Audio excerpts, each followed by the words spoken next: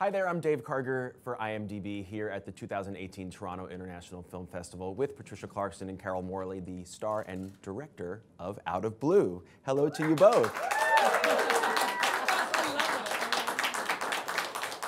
Is that the best audience that you've had all day? No, they're going to follow me all day. Exactly. You're coming back to my hotel. You brushed your teeth beautifully tonight. All right, great. I want to know from both of you, Carol, when you first read Martin Amos's book, and Patty, when you first read Carol's script based on the book, were you trying to guess who the killer in the story was as you were reading along, or did you already know? And if you were trying to guess, did you guess correctly? Well, how close do you have to hold this? Just like that. Really close. Well, the book, it is a radical adaptation of the book. Okay. So I think you can't compare the plot of the book to the plot of the film. It's very different. Oh. They are companion pieces. The themes in the book are very strongly in the film, but the plot is quite different. Okay.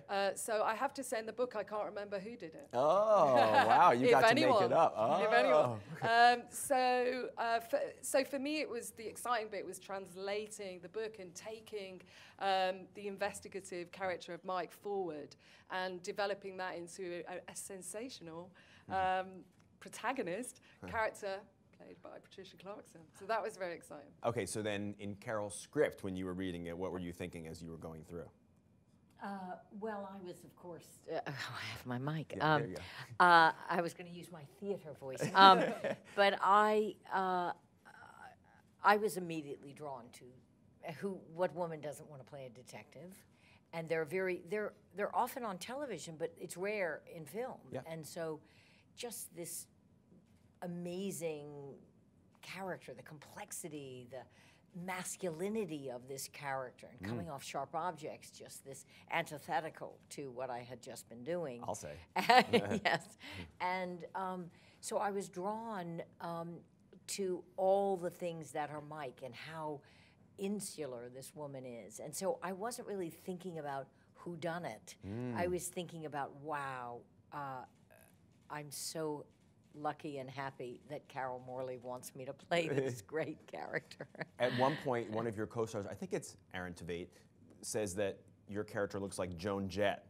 And you kind of do with the dark hair. That's yes. Very different from Adora in Sharp Objects. Oh, God, yes. no. I mean, and that's the thing is, you know, Adora was everything external, and you know, Mike lives this very ungussied, unfussy, non-fussy life. She's an unadorned woman, and it was quite powerful to show up every day. We often, as a woman, rely on and men as our externals. Yep. And Mike has no externals, and everything has to sit within me. And it was quite challenging. Challenging, thank you. Yeah. Challenging. The movie isn't just, as you say, murder mystery. It's also kind of existential. There's black holes. There's stars.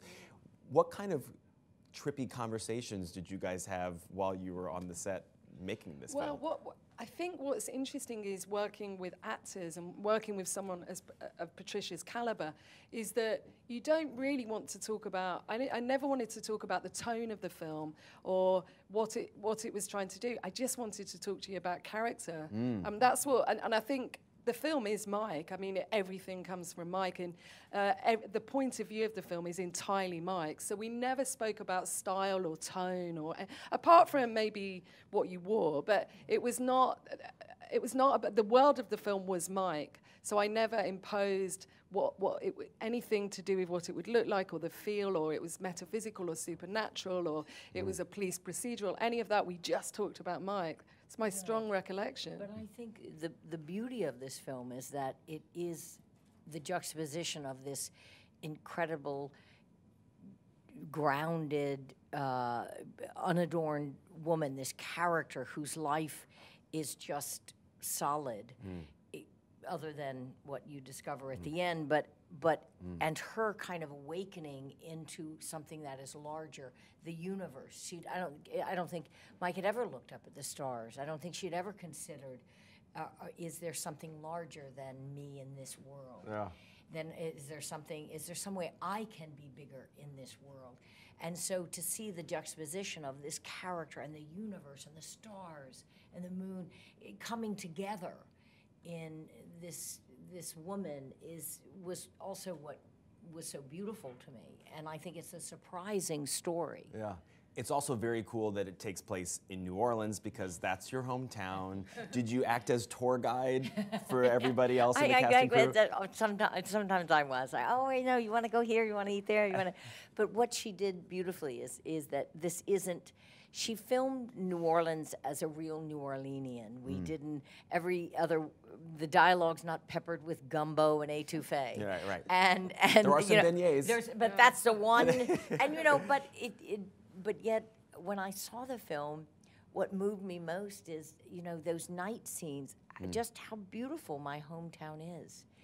That drive, it brought tears to my eyes because I think people forget just how beautiful a city and the Mississippi River is and what a beautiful city New Orleans is. Since we are here on IMDb, we went and looked up your first IMDb credit, which is right when you were out of Yale drama, The Untouchables, 1987, with Kevin Costner and Sean Connery. What do you remember? Oh my God. I'll tell you I remember this. I went in, when I went back in for my callback, Brian De Palma read with me. He read Kevin Costner's part with me. And I'll never forget that. And then they flew me to Chicago, or they flew me to meet Kevin Costner. But Brian De Palma read, I went in first with the great Lynn Stallmaster, the great casting director. He said, come back, don't wear any makeup, and wear a peasant dress. I was like, did you have one in your closet? So I did have a peasant dress.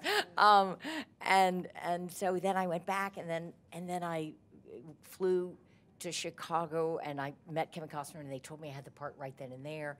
And I flew home. I was doing a Broadway show, and I flew up, and then I missed the matinee and flew back into the evening show. But Kevin Costner and Brian De Palma were dreamboats. They treated me. They were so extraordinary to me and so kind, and their kindness is what I remember always. Love that. Yeah. All right, well, since we're here in Toronto, you need to pick a question out of our IMDb Mountie hat, and then you'll answer the question.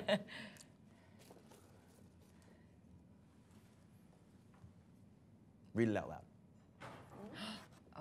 Oh my God. This is a great question. If you could trade lives with any of your co-stars, who would it be and why? Wow. From anything you've ever done? No. From this? Yeah. Oh, okay. From this film, fine. You know who I would trade with? Aaron. You know why? Because he is the most gorgeous, beautiful Broadway singer. Yes. You do not want to see me sing. And you do not want to see me, like, in a Broadway musical. So for a moment, that would be to have that facility, to have that capacity, to have that voice and that ability. He was so great in the Les Miserables movie, too. Oh, he's just, and he's doing Moulin Rouge on Broadway. And he's going to own New York, which someone already told me he is, because they saw him. And so I would want to be Aaron. Carol, who would you want to be in your cast? Patricia. I mean, that's the only answer. That's the right answer and the true answer. Patricia. Not Mike. Patricia. Great to see you both. Have fun here. Thank you, Dave. Thank you. Thank you.